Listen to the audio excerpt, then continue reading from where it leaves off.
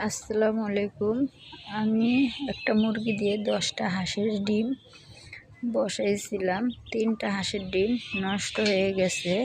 5টা ডিম থেকে 15 এপ্রিলে 5টা বাচ্চা হয়েছে, আর 2টা ডিম এখনো ফুটে নাই। সবাই দোয়া করবেন। আমার এই জীবনের প্রথম, শখ করে পালতেছি। সবাই দোয়া করবেন যেন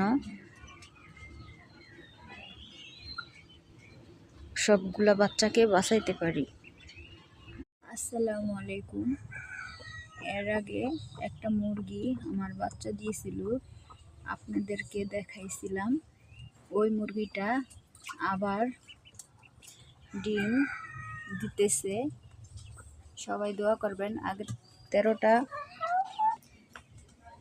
আগের 13টা ডিম দিয়ে বসাইছিলাম। আলহামদুলিল্লাহ 13টা ডিমই আছে আমার হাতে। যত্ন ভালোবাসায় সবগুলা বাচ্চাই আছে, আরগুলা বাহিরে।